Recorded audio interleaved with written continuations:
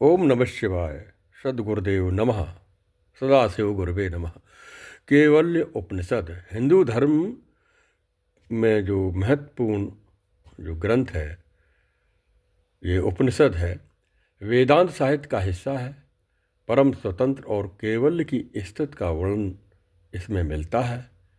वह है केवल्यो उपनिषद, जहाँ आत्मा ब्रह्म के साथ अपनी एकता का अनुभव करती है, जन्म मृत्यु के चक्र से मुक्त हो जाती है और जो मुख्य रूप से आत्मज्ञान और वैराग्य के माध्यम को प्राप्त होता है, उसमें ऋषि अश्वलायन और ब्रह्मा के बीच का संवाद है, जो मोक्ष के गूढ़ ज्ञान पर केंद्रित है।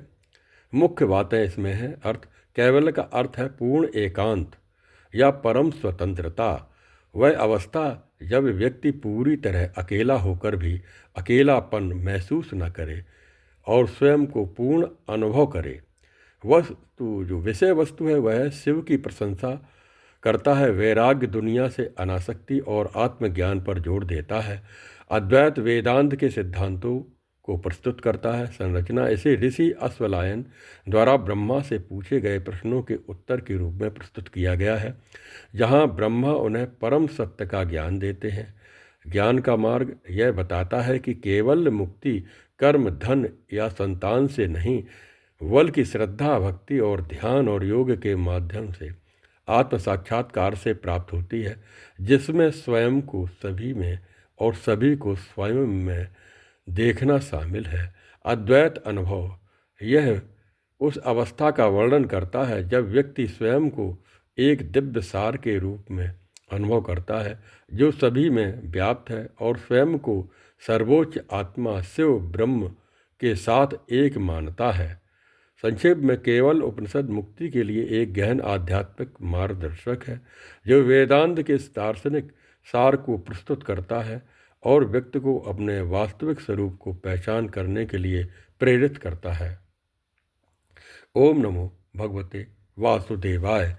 अब जो उपनिषद का जो ग्रंथ है, उसके अनुसार मैं कुछ व्यक्त कर रहा हूँ। जो वेद मंत्र जो पाठ है, ओम सहनाववतु सहनौ भुनक्तु सह वीर्यं करवावहे तेजस्वी नावधीत मस्तु माँ विद्विषावहे।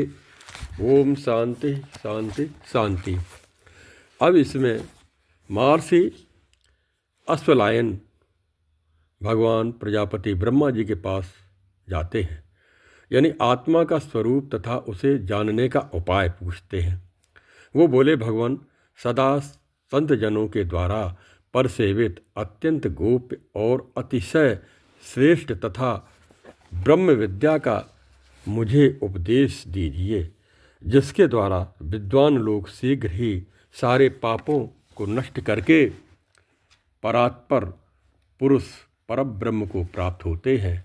ब्रह्मा जी ने कहा कि उन महर्षि से कहा कि अश्वलायन, तुम उस परात्पर तत्व को श्रद्धा, भक्ति और ध्यान योग के द्वारा जानने का यत्न करो।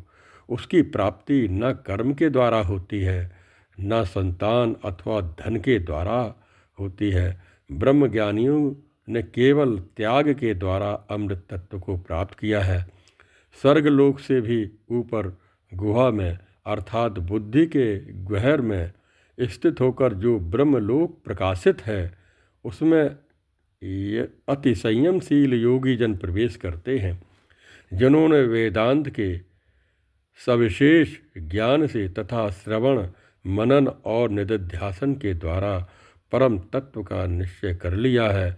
वे शुद्ध अंतःकरण वाले योगी जन संन्यास योग के द्वारा ब्रह्मलोक में जाकर कल्प के अंत में अमृत स्वरूप होकर मुक्त हो जाते हैं। स्नानादि से शुद्ध होकर, यानी अनंतर निर्जन स्थान में जो सुख से बैठकर ग्रीवा, सिर और शरीर को सीधे रखकर सारी इंद्रियों का निरोध करके भक्ति पूर्वक अपने गुरु को प्रणाम करके संन्यास आश्रम में स्थित योगी लोग अपने हृदय कमल में रजोगुण रहित विशुद्ध दुख शोकातीत आत्म तत्व का विशद रूप से चिंतन करते हैं। इस प्रकार जो अचिंत्य है, अव्यक्त है, अनंत रूप है और कल्याणमय है, प्रशांत है, अमृत है, जो ब्रह्म अर्थात निखिल ब्रह्मांड का मूल कारण है, जिसका आदि मध्य और अंत नहीं, जो एक अर्थात अद्वितीय है, विभु और चिदानंद है, रूप रहित और अद्भुत है, उस उमा सहित अर्थात ब्रह्म विद्या के साथ परमेश्वर को, समस्त चराचर के स्वामी को, प्रशांत स्वरूप त्रिलोचन नीलकंठ महादेव अर्थात परात्पर परब्रह्म को, जो सब भूतों का मूल कारण है, सबका साक्षी है तथा अविद्या से परे प्रकाशमान हो रहा है, उसको मुनि लोग ध्यान के द्वारा प्राप्त करते हैं। ये ध्यान की विधि बताई, क्रिया बताई है। वही ब्रह्म विद्या है, वही शिव है, वही इंद्र है, वही अक्षर अविनाशी परमात्मा है, वही विष्णु है, वह प्राण है, वह काल है, अग्नि है, वह चंद्रमा है। जो कुछ हो चुका है, जो कुछ हो चुका है और जो भविष्य में होने वाला है, वह सब वही है। उस सनातन तत्व को जानकर प्राणी मृत्यु के परे चला जाता है। इसके अतिरिक्त मुक्ति का दूसरा कोई मार्ग नहीं है। जो आत्मा को सब भूतों में देखता है तथा सब भूतों को आत्मा में देखता है, वह परब्रह्म को प्राप्त करता है, दूसरे किसी उपाय से नहीं। आत्मा अंतःकरण को नीचे की ओर अरणि तथा प्रणव को ऊपर की ओर अरणि यानी मथानी बनाकर ज्ञानी जन ज्ञान रूपी मंथन के अभ्यास के द्वारा संसार बंधन को नष्ट कर देते हैं, ज्ञानाग्नि में जला डालते हैं। वही प्राणी माया के वश अत्यंत मोहग्रस्त होकर शरीर को ही अपना स्वरूप मानकर सब प्रकार के कर्मों को करता है, वही यानी कर्ता मान बैठता है। वही जागृत अवस्था में स्त्री, अन्न पान आदि नाना प्रकार के जो भोगों की जो भोगता है, परितृप्ति लाभ करता है। वही जीव स्वप्न अवस्था में अपने माया से कल्पित जीवलोक में सुख दुख का भोक्ता बनता है और सुषुप्ति काल में सारे मायिक प्रपंच के विलीन होने पर वह तमोगुण से अभिभूत होकर के सुख स्वरूप को भी प्राप्त होता है। उन्हें जन्म जन्मांतरों के कर्मों की प्रेरणा से वह जीव सुषुप्ति से स्वप्न जागृत में उतरता है और उसके बाद जागृत अवस्था में आता है। इस प्रकार स्थूल, सूक्ष्म और कारण शरीर रूपी तीन पुरी में जो जीव क्रीड़ा करता है, उसी से यह सारा प्रपंच वैचित्र उत्पन्न हो रहा है। इस समस्त प्रपंच का आधार आनंद स्वरूप अखंड बोध है, जिसमें स्थूल, सूक्ष्म और कारण शरीर रूपी तीनों पुर लय को प्राप्त हो जाते हैं। ये तीन पुरियां हैं यानी हमारे शरीर में स्थूल शरीर, सूक्ष्म शरीर और कारण शरीर। ये इसी में प्राण उत्पन्न होता है, मन और सारी इंद्रियां उत्पन्न होती हैं।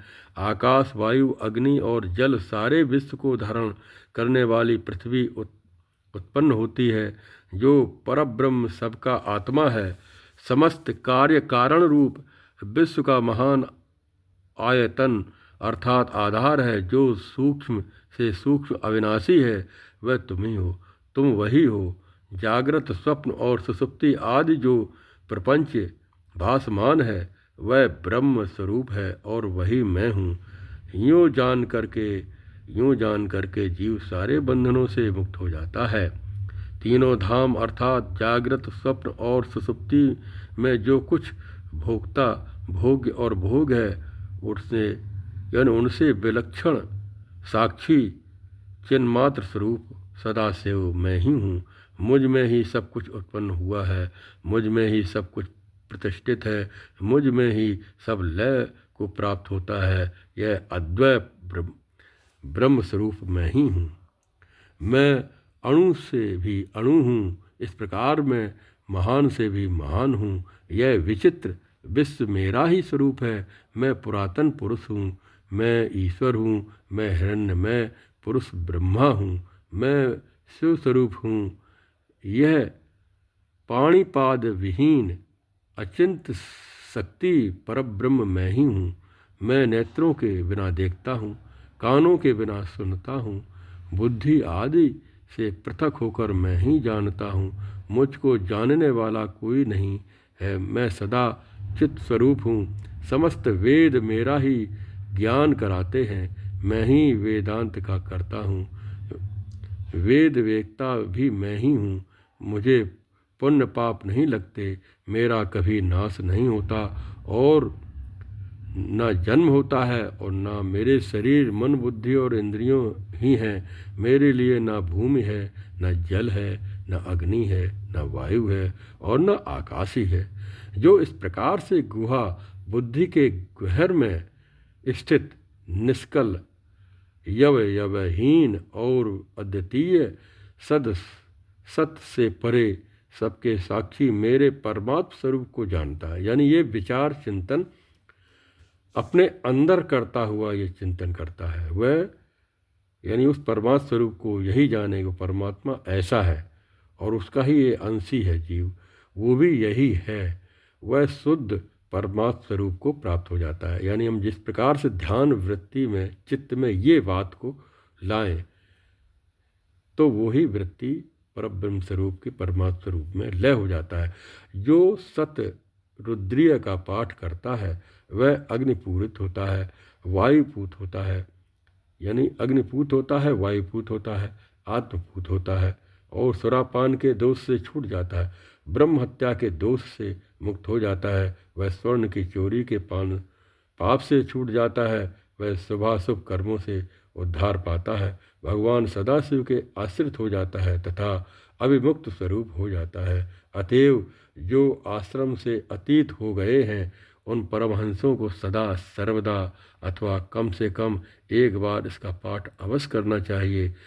इससे उस ज्ञान की प्राप्ति होती है जो भगवत यानी भवसागर का नाश कर देता है। इसलिए इसको इस प्रकार जानकर मनुष्य केवल रूप मुक्ति को प्राप्त होता है, कैवल्य पद को प्राप्त होता है। इसलिए इसको कैवल्योपनिषद कहते हैं।